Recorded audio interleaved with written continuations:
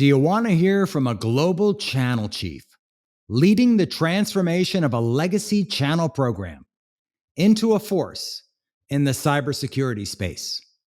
Do you want to know how this person didn't take no for an answer and propelled her career as an award-winning woman in the channel? And are you interested in the opportunities ahead as we each prepare for success in 2024? Then you've come to the right place. This is the Ultimate Guide to Partnering, the top partnership podcast. In this podcast, Vince Menzione, a proven partner sales executive, shares his mission to help leaders like you achieve your greatest results through successful partnering. And now your host, Vince Menzione. Welcome to, or welcome back to the Ultimate Guide to Partnering. I'm Vince Menzione, your host, and today I welcome Michelle Ragusa-McBain is the global channel chief at SonicWall, a leader in the cybersecurity space. And Michelle and I have an engaging conversation in this world of technology partnerships, channels, and ecosystems. Michelle also shares her insights into her exciting role and SonicWall's evolution within the channel. We also discuss her career journey and how never saying no helped propel her path to this amazing success in her career. I hope you enjoy and learn from this discussion as much as I enjoyed welcoming my friend, Michelle Ragusa-McBain. Michelle, welcome to the podcast. Thank you, Vince. I'm so happy to be here with you today. I am so excited. You know, you and I were having a little bit of a conversation just before we got started today. So we have a really great working relationship. We've known each other for a long time, and I'm so excited to welcome you as a guest on Ultimate Guide to Partnering. You're the global channel chief at SonicWall, a leader in the cybersecurity space. So I'm really excited for our conversation today. I'm delighted. Yeah, I'm really excited also to be a part of SonicWall. It's a great place to be. Yeah. We're going to dive in on that. So, you and I know each other for quite some time. We've been on stage at the same time. In fact, same events. I bump into your husband every once in a while. We'll talk more about that at some point. So do I. But for I hope you do. Although it looks like he might be traveling from now. Occasionally, you're both traveling. But for the one or two people that don't know you, I thought maybe we'd start there, right? Tell us a little bit more about you, Michelle, and the exciting role that you have at SonicWall. Sure. Well, I am really excited. I've been in the technology channel for about 20 years, always working with partners. I began in about 2005 as an engineer in a global academy with Cisco. And I was there for many years, 12 years. I did a lot of different roles at that time, worked in commercial, enterprise, telco, public sector, state, local education, and distribution. So I thought I did all of the things I could do. I took a different opportunity. I pivoted and I went to Office Depot during the CompuCom acquisition. There were two companies that were thought of to go bankrupt that year. It was Office Depot and Toys R Us, and we know what happened at Toys R Us. So I was happy to be a part of a transformation. I thought that was very exciting, and really helping to lean in and pivot a traditional brick and mortar retail into tech services was really something very exciting for me. After that, I went on to consult for a few years with the JS Group, and I love that. I got to work with incredible vendors and distributors. And then I returned to Cisco for a few years where I led the global SMB MSP mission. And now I am at SonicWall for about 8 months now, which is good. Wow. Things happen fast. And I am very happy. I started as their North American channel chief. 4 months later, I was promoted to the global channel chief, and I get to work with an incredible leadership team, many of which have been there many years. My boss, our CRO, Jason Carter, has been at the company for 17 years, which is incredible. Our CEO, Bob Van Kirk, was CMO, CRO, and now CEO. So we have two really passionate, long-term people leading the company, leading the ship, and a team that is very diverse. We have new hires. Spencer Starkey is leading EMEA. We have Devashish who's in APJC. We have Oscar, who's now leading LATAM. We have just an incredible group of people that are new, bringing different diverse thoughts and perspectives. We have a new CMO and a new head of product, so Christine Bartlett and Chandra Prasad. So all around, you mix people that have been at SonicWall 10, 20, 30 years with people that are very new and different, and bringing those two worlds together. We have a lot of love. We're 100% channel vendor. So all of our work goes through the channel, and we love our partners. I love that. First of all, you talk about the huge legacy, right? You have leaders there that have been there 17 plus years, right? So the legacy of the business, understanding the business that's deep. And then, as you said, the diversity, new fresh faces, new fresh minds coming into the organization. I love that infusion of the two, that inclusiveness of the organization. You mentioned it, this huge legacy in the channel, right? I think the number was 10,000 partners that I read, but now you've been on a tear, right? 17,000. 17,000. Yeah. 17,000 partners. Very proud and of you're that. now in your new role. And congratulations on your role. Wow. First of all, it's 8 months. It doesn't even seem like it's been 8 months since you announced that you were going to SonicWall and now taking over the global. 8 months went by. This year went by fast. We'll jump in there a little bit too. The older I get, the faster it goes. You have to cherish every moment. That's for sure. Absolutely. So tell me about what you're doing with the program. I'm seeing that you're reimagining the program. What do you hope to achieve in 2024 with the new program? Yeah, great question. So we did what we call outside in. And what does that mean? It really just means, a lot of vendors, they operate in a vacuum. They launch something and they wait for anticipation and results after the launch. They didn't seek feedback. They didn't seek input. And sometimes things fail that way, right? So when Bob took over, our CEO, he spent a year really doing outside in and encouraging every single member of the ELT down to the highest and lowest ranks of the organization to get out there, seek feedback. So in the last several months, we've been to close to 60 events around the world. We've done a lot of quarterly business reviews. We've met on site with new and future partners, asking what works, what doesn't, how can we innovate, how can we make you more successful, more profitable? How can we be easier to do business with? What do you need from a vendor or SonicWall to really drive your success? So in that conversation, in those thoughts, we had a lot of good feedback, a lot of good discussion. So our new Secure First program, this is the first time we've really changed it in the last 8 years post Dell release. We were owned by Dell post acquisition, and now we are private equity backed. So we have a brand new program that's really exciting. A lot of our silver partners are being promoted to gold. Gold partners are being promoted to platinum. We're reducing the rebate threshold so more partners can earn incentives and drive their business with us. We're also accruing MDF. So if you do business with us and you're strategic, we want to co-brand, co-market, co-innovate with you and put money back into your organization so that you can do great things with us by your side, helping to support you. In addition to that, we have our MSP program, and we have merged the two so that a lot of our partners now, whether your customers choose to procure an end product or they want recurring revenue, monthly payments, pay as you go, cancel anytime, billing in arrears, either way, we have a plan for you. And we can earn points. So regardless of how your customers are choosing to procure, you're going to get those benefits and you're going to earn up the ranks of our pyramid and our partner program with us. And then we have some great acquisitions that we've made recently. So one of the ones that was most exciting in the managed service provider space was the acquisition of Solutions Granted. So having an MDR solution that we can help. There's about 83,000 MSPs in the world, and they don't all want to be MSSPs, although majority of them are selling security in some way, shape, or form. And so how can we help you stand up a practice that does MDR, cloud readiness, evaluation, vulnerability assessments, all of the things that we know it's not if, but when a cyber attack is going to happen. And it could be the end to a small to medium business. 60% of small to medium businesses that are attacked in cyber breaches go out of business. So this is people's livelihoods. It's the way they put food on their table and pay for their children's education and keep the lights on for their business and their employees. We want to keep them safe.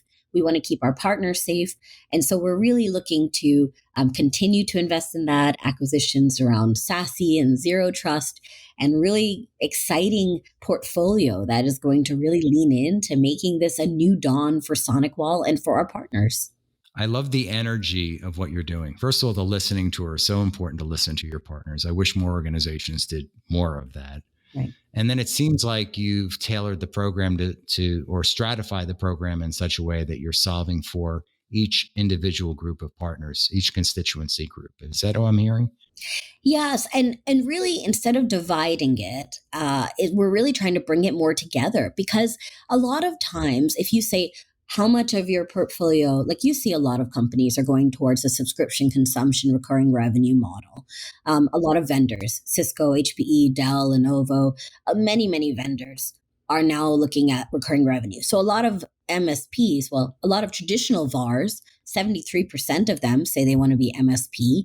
83% of those MSPs say they want to be MSSPs.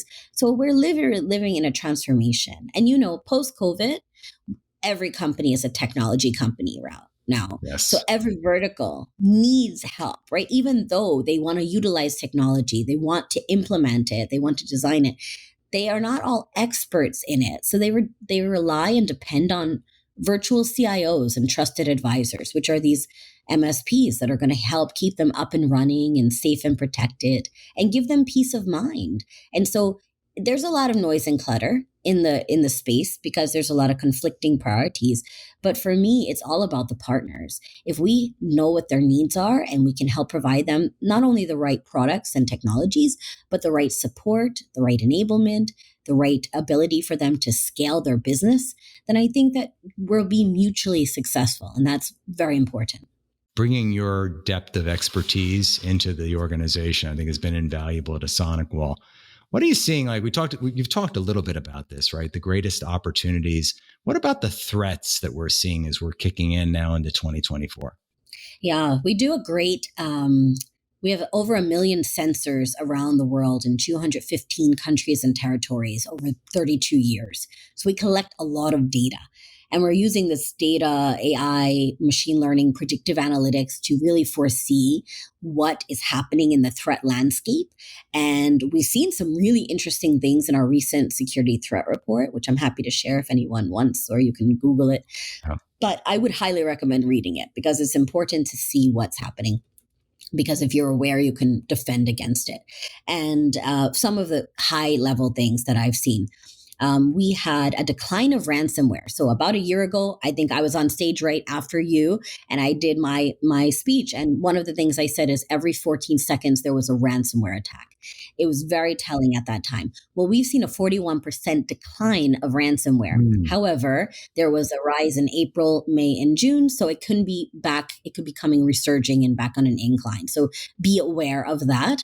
But we did see a rise in cryptojacking by 399%. So I believe that we believe that cyber criminals are trying to go more into the shadows. It's a little bit of a longer process, but there's a lot more discretion that's involved in that. There's infinite mining that can occur. So there's a lot of possibility of wealth very quickly, very secretly.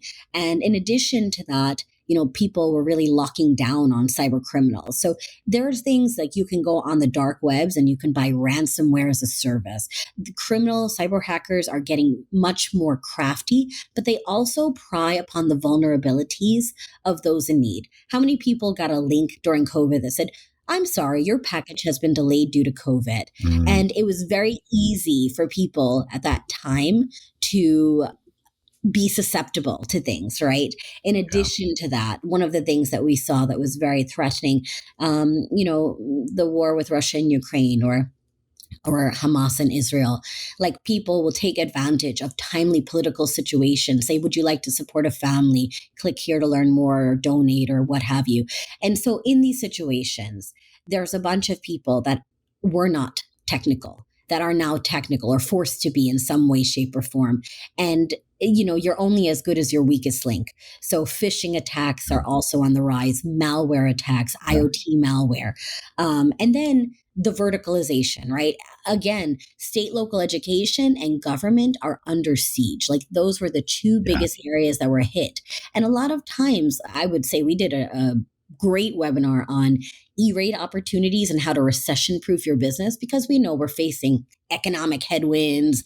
There's political instabilities. There's, China's economics are going down, which impacts the world. And so in these changing landscape, your business model has important, and schools are being attacked. This is a really important place to keep our children safe. And there was a great webinar that somebody provided, and they said, they went in and they tried to breach a bunch of teachers. They just said, "Hey, can you give me your password?" And 7 out of the 10 teachers just handed it over, right?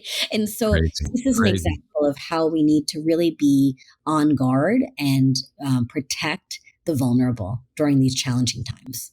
Well, you brought up education. I also spent time in the public sector space, and on the Microsoft side alone, there are 60,000 academic licenses. So that's how many licensed customers Microsoft has in that space. And the lack of sophistication in those organizations, to your point, a lot of it's do it yourself. So they are so vulnerable because they don't have the sophistication of a bigger organization that locks them down. Right. And they buy a lot of different software and they cobble things together. And there's a lot of holes in that. It's crazy. Zero trust is there for a reason. Give zero trust to all of the people. It's scary, the level of threats. And again, being where I was before, I got to see and witness being in the room and some of these more sensitive conversations, we'll call them. But we really all have to protect ourselves. Any advice really just for users that you want to share on what we all should be doing along the lines of securing ourselves?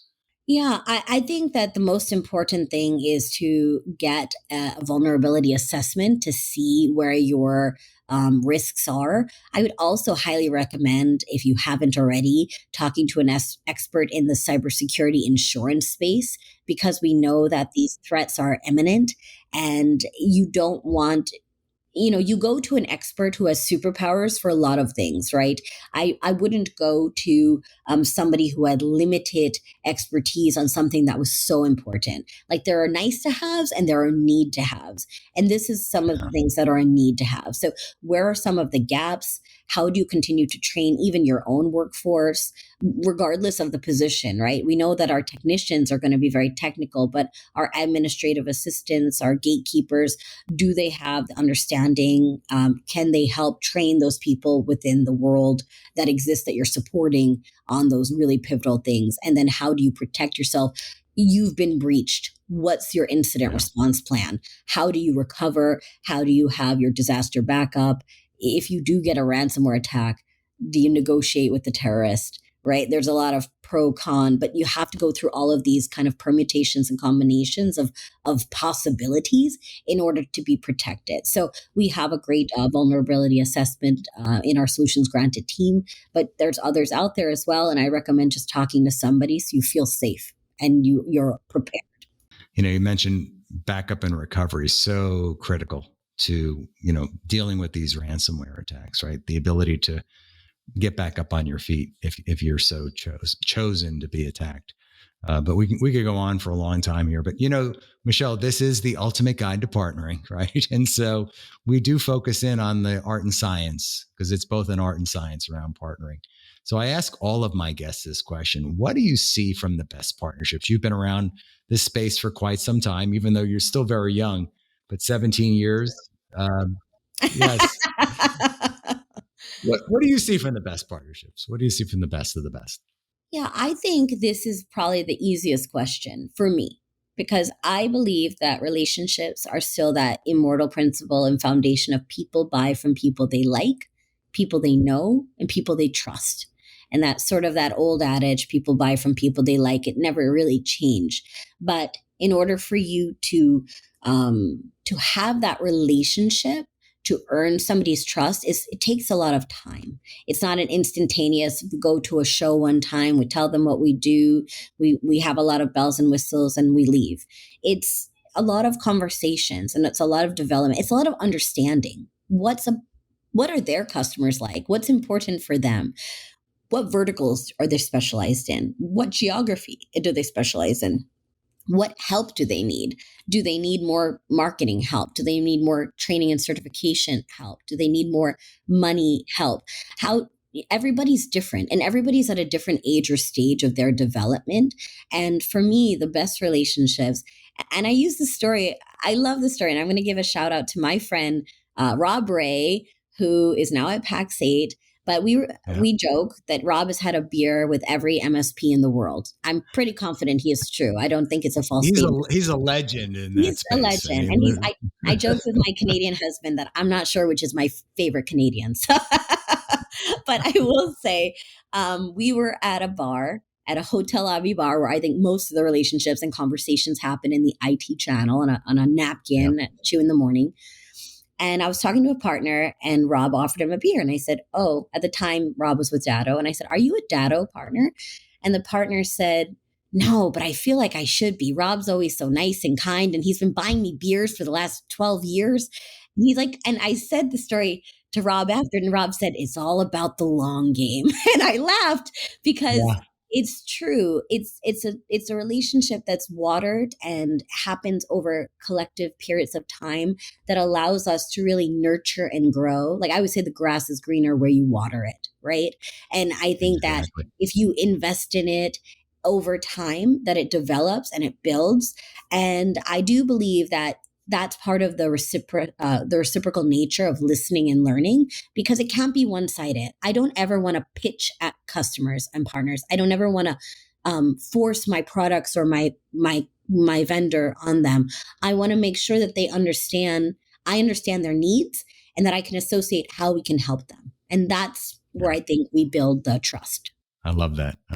And it is for the long game, right? I mean, I think back on all the things I've done over the years and the people that, I've built so many great relationships with over 20 plus years, right? And they come back into your life in one form or another over time, right? It's true. I believe in that reciprocity. So never it's so burn important. A bridge.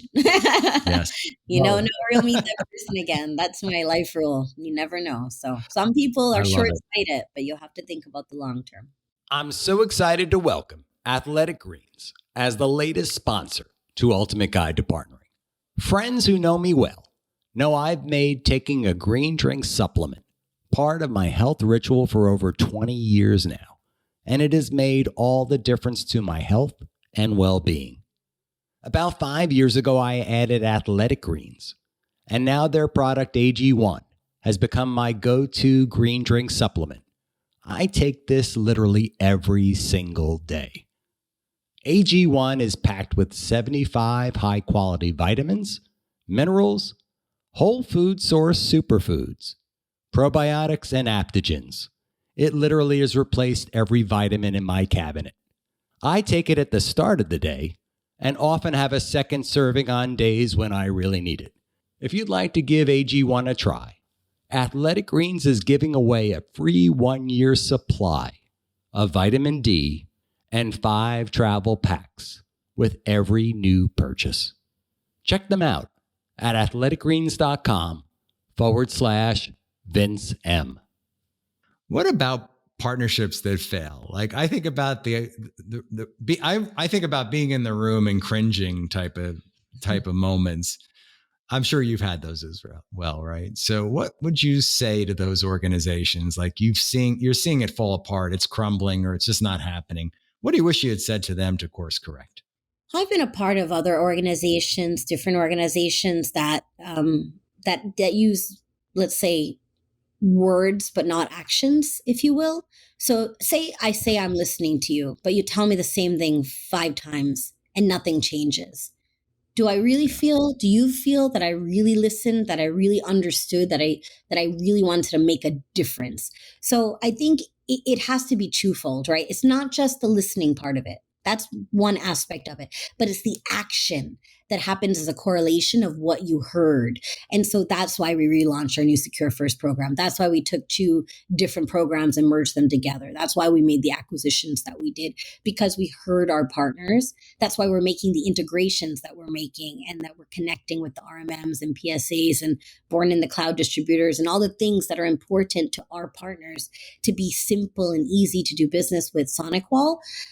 That's why we're enhancing and really changing rapidly our roadmap, our technology roadmap, because we heard you, and we heard what you love, and we heard what you need. And I think those are the things that are very important. It's not just one-sided, but beyond that, I also think that some people just say things, and I learned very early on, it's okay not to know the answer.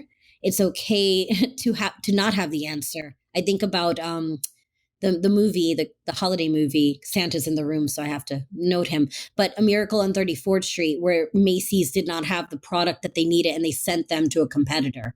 And I think that was a very telling moment where you say, I may not have everything you need, and that's okay, but I want to make sure that you have everything you need to be successful. And it's less about me and more about you. That's a partnership. We have to help each other. And if I just care about me, then I'm not helping you, because it's one-sided and selfish. So I do think that the partnerships that fail are the ones that don't consider or have full transparency or honesty or care for the other person in that relationship. Yeah, I like to think about the I'll call it a scarcity mindset, and it becomes more like a transaction than a partnership in some respects. Yes, and you've seen that, right?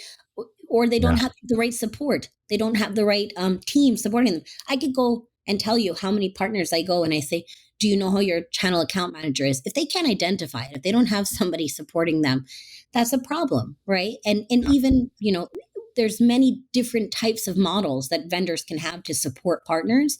And I know there's so many partners and you have to scale, but it's really important that they feel the love, from the vendor that's supporting them. So exciting times at SonicWall.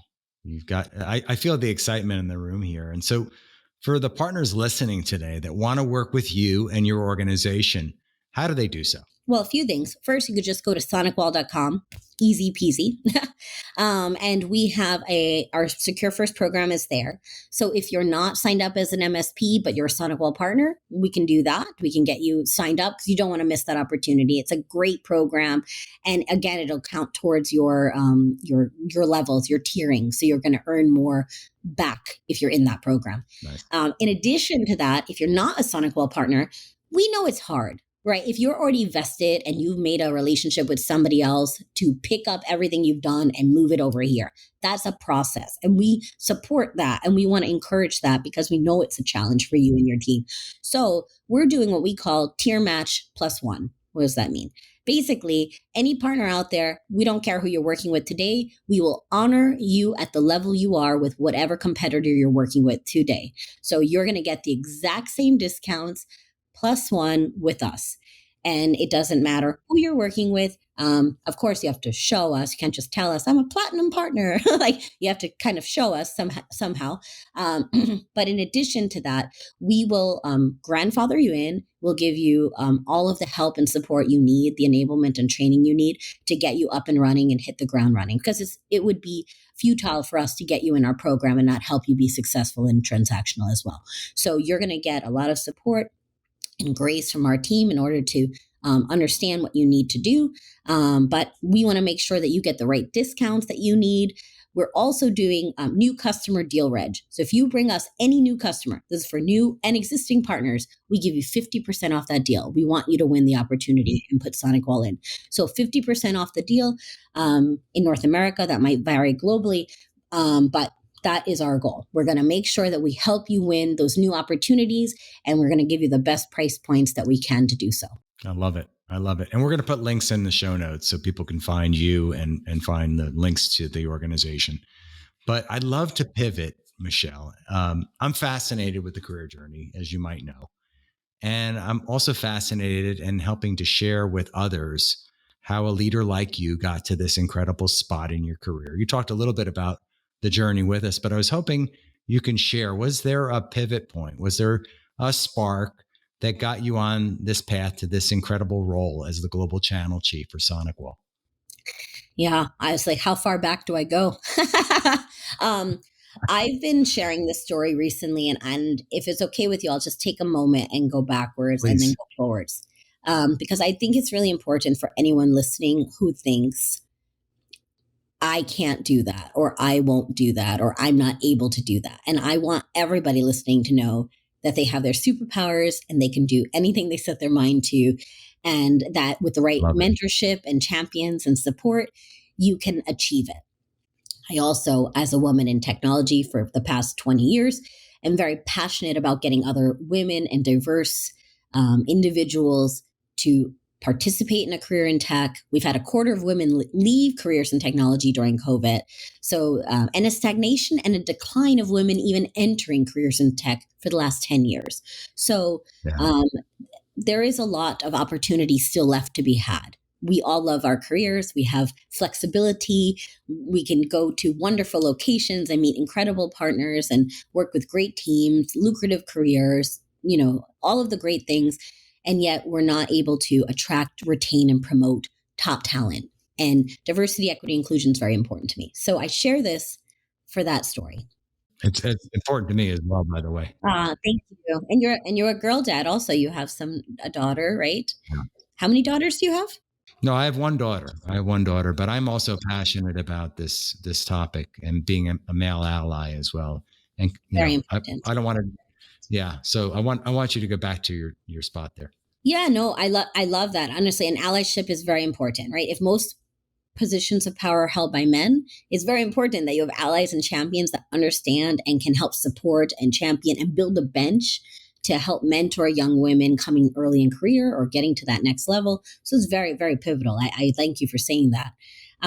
But basically, my story started with my grandmother and my grandfather and another grandfather who immigrated to America. They were entrepreneurs. I have one Native American grandmother who's born here, but all of the rest immigrated. So I was born in a first generation family who had, language barriers, socioeconomic barriers, hardships. My grandfather went to war. My grandmother got sick. My mother and her brothers and sisters went to an orphanage for a few years. My great aunt fostered them. So all of these complexities, right? My mother married my father. He wasn't a great guy. She ended up having to leave because he was abusive, and we went to a domestic abuse shelter. There was a lot that I learned grit and determination and overcoming adversity very early. And I didn't have mentorship. I didn't know anybody who knew anybody who worked in technology, if I'm honest with you. So I didn't know what I wanted to be, but I was the first in my family to go to college. I was the first to get an MBA, and I was the first to work in technology. And I've been here for 2 decades. And I can tell you that journey started because a man, Lou McElwain, still remember him dearly. He asked me if I could sell him a router. And I said, I don't know what a router is, but if you teach me, I'll sell you 3 of them. And he said, I like your answer. I like you. You're a good candidate. And he ended up being an area vice president at the time of Cisco. And he told me about their global academy. And he brought me under his recommendation for this very competitive program where every seat had 800 people compete for 1 seat. So it was very challenging. You had to have 3 phone interviews. If you passed those, they flew you. If and only you passed those, they flew you to RTP, North Carolina, where you had, I'll call it speed dating interviews, 3 in-person interviews with 50 other people in the room interviewing at the exact same time. A bell would ring. You have to get up and go to the next person. And if all 6 of those people did not vote for you, you did not get the job. And the last interview, the 5, I did great. The last one, he looked at my resume, and I'll never forget because he laughed in my face. And he was like, I don't think you're cut out for this. And I was just so blown away because I've come this far. I didn't come this far to only come this far. And I said, I think you're wrong. Can we complete the interview before you tell me what I am and I'm not capable of doing? And he said, okay. And we went through the interview. And at the end, I said, do you think I'm a good fit for the role? And he said, I think you're a good fit when you didn't take no for an answer. And that changed my life. I got my foot in the door, Wow. pivoted many times, always with the love of partners, though. That was my dream, to one day be a channel chief. And for me, mentors like Lou and like Wendy Barr and Pat Finn and sales leaders that I had in my career were very important to me. And I remember, I had Wendy on my podcast, and one time she said, I said, what is your biggest weakness? And she said, I'm not good at math. And I said, you were the channel chief of Cisco. How is that possible? She goes, I hire well. I surround myself with people that are good at things that I'm not good at. And I learned things from so many mentors, Janet Shines and, Nancy Hammervick, and wonderful women and men who taught me so many different things throughout my career and kept me here, that I can be a working mom. I can have work-life balance, or I'll call it integration. I can have heart surgery and still come back stronger than ever. So my career has been very interesting, but not exclusive. It just takes the right support system and the right tribe to have your back and to guide you and to remind you what your superpowers are and why you're there. Never take no for an answer. Never. Remember that. Never, ever. Michelle, that story is so inspiring. I love your story. Thank you. And congratulations for your recent recognition for the women of the channel. Thank you very movement much. and event. Yeah. So awesome. Such an honor. Yes. Thank you. So, and well deserved. So I have a favorite question. Okay. And this is a favorite of mine, because I think it kind of it answers a lot of questions. So we just get to it. You're hosting a dinner party, and you can invite any 3 guests from the present or the past. One person actually picked people in the future that they want to invite to this amazing dinner party. And we could talk about where you're going to host it too. We'll get into that next. But whom would you invite and why? I pre-read this question, and I thought a lot about it. And over time, so many different people have entered my mind that I'm just, enamored with or fascinated with, or inspired by, Oprah Winfrey, Edgar Allan Poe, Jesus. But at the end of the day, for me, the one person that I would really love, because personally, my grandmother was my mentor, my role model, that I overcame all the adversity with my mom, who taught me how to become a strong, resilient woman. She passed away 1 month before I met Jay, my husband. So she never met my husband, and she never met my children. And whatever you believe, but after she passed, I kept seeing a yellow butterfly. So I like to believe that she's still with me. So I would like to bring together my grandmother and my husband and my children so that they can meet each other, because they're probably the most important people in my life. I love that. Where are we going to host this dinner party?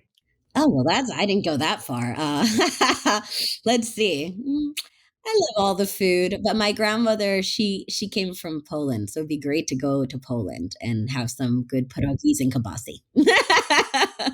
Sounds like a great dinner. Maybe I'll come and bring a beverage and come. I would love love to listen to that. this conversation. Yeah. Well, that sounds wonderful. It just sounds wonderful. And she, I have a sense that she's with you as well. I believe that too. And your mom is. I believe we have our cherished people never leave us. I always believe that. Yeah, always. So one last question. Sure. I can't believe it's 2024 already. I mean, what happened to 2023? I don't know. We blinked. What? We blinked, and it's like the year just flew by this year. And, we're kind of like on the precipice of this new year. And all of us are sitting there going, what do we need to go do better or differently? And how do we optimize for success? What advice do you have for all our amazing listeners of Ultimate Guide to Partnering on how they can best optimize for success this year? Yeah, that's a great question. I think firstly, everyone needs to pause and reboot. Take the time over the holidays, over the new year, to relax, rejuvenate. I can't tell you how many people I meet that are like, I've never taken a day of PTO. And I'm like, is that an award that you're proud of? Like, are you leading a team that's just, you need to rejuvenate. So find balance and find time to refuel, to have precious time with those you love, yourself, your fur kids, whoever it is, right? Enjoy that time. And then I think it's important to reflect on the past year. What worked? What didn't? What opportunities, what would I do differently? What would my partners, teams want to see more of, less of? And I also like to check in with other people, see what their answers are to this. Maybe a LinkedIn post for those lazy likers out there that are not posting a lot of content. I think it's a good opportunity for you to evaluate how you're, defining your brand, defining your company, and how you're recruiting feedback. So I think for me, once you have the reflection, then you have to set goals, right? And what do you want to manifest in the year ahead? You have to draw a line in the sand, and maybe those vision boards that people do. I've never done one, but I have a goal to do that, and just finding time. But maybe when my time that I rejuvenate, I could do a vision board. And I would say, what do you want to achieve in the next, 1 year, 3 years, 5 years? And putting it pen to paper or putting a picture down and really just foreseeing how you want your life to go. I was just reading a Facebook post the other day, and I don't want to bring it down to this, but somebody said, my employee didn't come into work. We thought he was sick, and we found out that he passed away. He was 60 years old. And so you read stories like this, and it gave me pause, because we all think we have so much time. And as somebody who had heart surgery at the age of 39, I can tell you, when they put you under anesthesia, the last thing you think about is the emails that you have to send, or the conflicts that you have, or the work stresses that you have. You think about what really matters most, and the little things in life. There's really nothing bigger. So if you can reprioritize, refocus, and just take in those moments, and really understand what is it you want to do, what are your bucket list items, because no time is granted. What do you want to achieve professionally? What do you want to achieve personally? And start working towards those goals, because my favorite Native American proverb is, pray to God, but row away from the rocks. So keep, rowing towards your North Star, and you will achieve it. I love that. Michelle, you have been an amazing guest. So great to have you, my friend, on Ultimate Guide to Partnering today, and sharing your wisdom with our listeners. It's wonderful to see you. Likewise. And so wonderful to spend the new year with you. So looking forward to more together this year here in South Florida and elsewhere. So I'm hoping to see you at other events. I know we're probably going to be on the slate at a couple of events this year together. So I look forward to that. So great to have you. Thank you, Vince, and to you and to all your listeners. Happy New Year. Wishing you love, health, happiness, laughter, and prosperity, and all the best things. Thank you. All the best as well. Cheers. Cheers. Thanks so much for listening to this episode of The Ultimate Guide to Partnering with your host, Vince Menzione. Online at ultimateguidetopartnering.com and facebook.com/ultimateguidetopartnering. We'll catch you next time on The Ultimate Guide to Partnering.